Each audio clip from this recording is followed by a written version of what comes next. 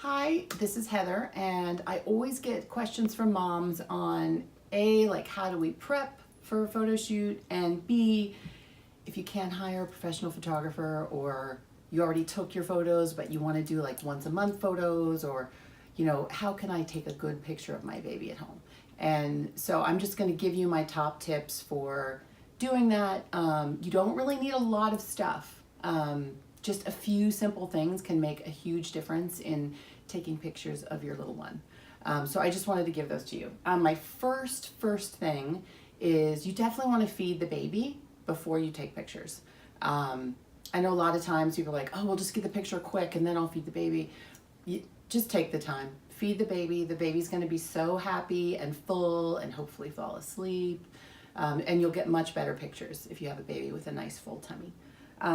The second thing I always do is I always start at least with the baby wrapped. The second thing I always do is I always start at least with the baby wrapped, because then you wrap them up, they're all nice and snuggly, they'll get sleepy, and hopefully you can get them into a deep sleep. And then if you want to take stuff off and get a picture, you can do that at the end. But you really need to start with the baby wrapped, because that's what makes them happy and fall asleep and helps you get a good picture. Usually start in layers. If I know I want to get a picture of the baby unwrapped with something, I will put the diaper cover on. These are just two little simple crocheted ones. You can wrap the baby in anything easy.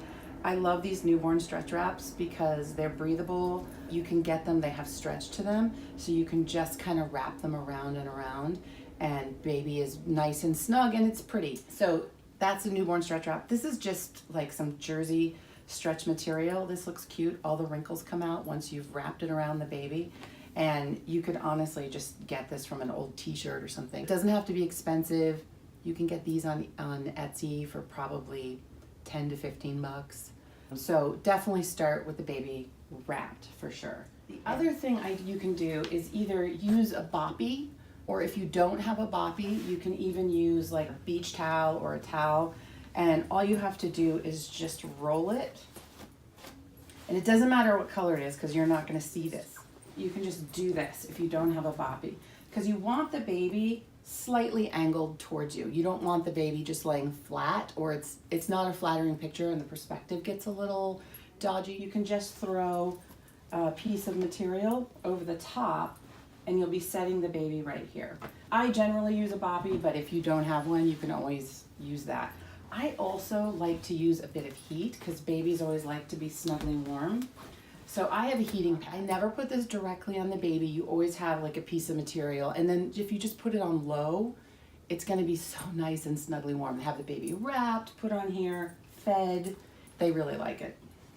So then you just throw this over, and then you can nicely set the baby and get a very cute shot of their face. You can use anything with texture. So this is a 30 by 36 inch piece of Mongolian fur, which sometimes you can get on sale at the fabric shop. If that's too much and you don't want to do that, just use something with texture. This is a baby blanket. It's a pretty normal one. It has a little bit of texture. You can just throw it over. Just like a tiny bit of texture in a solid color really offsets the baby nicely, so then your focus is on the baby and you're not really paying attention to the background. Pictures you want to get once you have the baby in this position, you always want to get like a close-up of their cute little face, and you want to get like a full body shot.